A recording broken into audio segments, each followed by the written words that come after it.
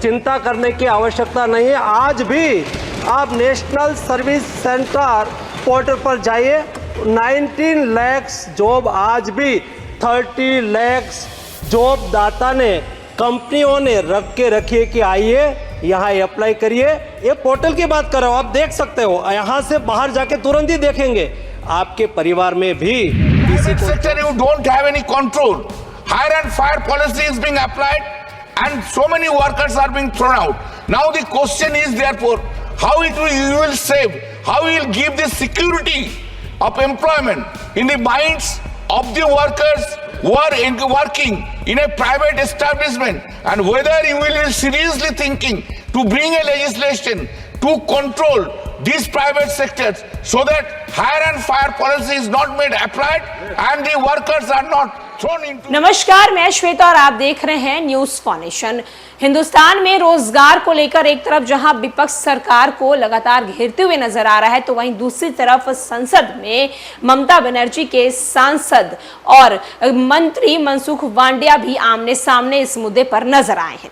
दरअसल ममता बनर्जी के सांसद ने बिहार सरकार से रोजगार को लेकर संसद में सवाल किया, तो मनसुख मांडविया ने उस सवाल का जवाब दिया है। तो वहीं दूसरी तरफ संसद में इन दोनों की बहस इतनी ज्यादा देर तक होने लगी, जिसके बाद सभापति को बीच में आना पड़ा और उन्हें इनकी बातों को रोकना पड़ा और कहना पड़ा कि आप एक सवाल को लेकर इतना ज्यादा समय नहीं दे सकते हैं। हम आपको सीधे सदन के अंदर की तस्वीर दिखाते, देखिए किस तरीके से टीएमसी के सांसद और केंद्रीय मंत्री आमने सामने नजर। कहना चाहता हूँ कि क्या मोबाइल आया और मोबाइल से बातचीत हो जाती है, मेल से बातचीत हो जाती है। तो रेलवे में कभी ट्रैफिक कम हुई क्या?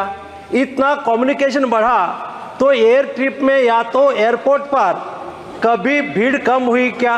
ये अनुमान है। और जब मैं कोविड देख रहा था, हेल्थ में था, उस वक्त मैं दुनिया के साथ बात कर रहा था और दुनिया में कोविड चल रहा था, तो दुनिया अनुमान लगाती थी कि हिंदुस्तान में जितना मृत्यु होगा उसके आधार पर दुनिया का मृत्यु का आंक काउंट होगा।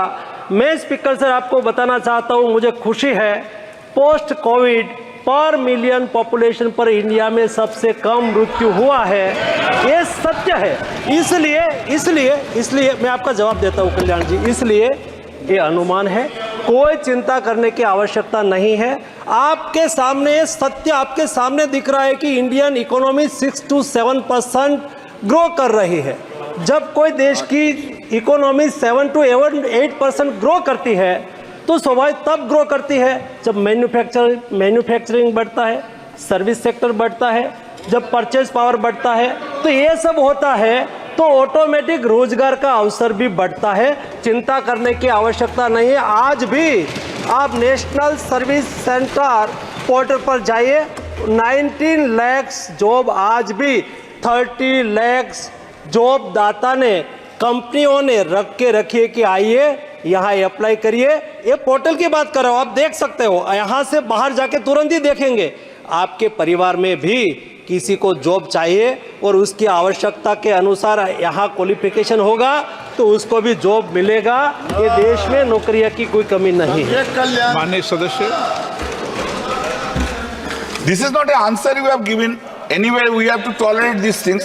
Sir, this is not an answer to avoid the answer. You say you didn't say the answer. Anyway, sir, second supplementary. Sir, it is nice to see from the reports of the central government, the state-wise estimated unemployment rate during 2022 and 23, so far West Bengal is concerned, only 2.2. Only 2.2. Whereas Kerala, such a literate state, 7%. Rajasthan is 4%. Sir, my question is, you see, in the answer it has been given in the various ministries, department, governments of India, like micro, small, minimum ministries, so and so. Different schemes you have said about this, I do not want to repeat. What is an employment? Employment, there should be a relationship of employee and employer. It consists of posts. Because of introduction of certain schemes, some job can be created but it doesn't create an employees and employer relationship. Employment is completely different thing.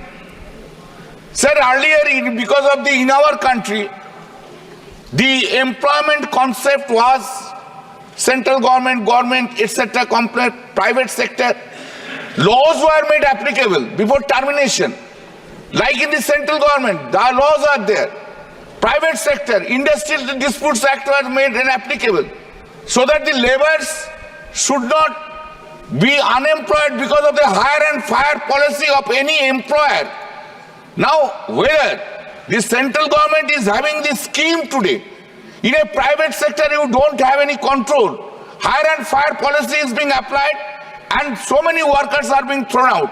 Now the question is therefore, how you will save, how you will give the security of employment in the minds of the workers who are working in a private establishment, and whether you will be seriously thinking to bring a legislation to control these private sectors so that hire and fire policy is not made applied and the workers are not thrown into employment. माननीय मंत्री जी। Speaker sir, नौकरी में नौकरीदाता कभी अपने employees को निकालना नहीं चाहता है, लेकिन उसके लिए वहाँ या तो उसके यहाँ उसको दूसरी जगह पे नौकरी मिलती है, या तो उसको अच्छी कोई जगह पे अपॉर्चुनिटी मिलती है, या तो किसी की फैक्ट्री या तो उसकी यूनिट बंद होता है, तो ऐसी स्थिति में कामगार को दूसरी जगह पे जाना पड़ता है। मेरा क्वेश्चन ये है, आपने जो कोट करा है कि वेस्ट बंगाल में 2.5% उसके अनएम्प्लॉयमेंट रेट है।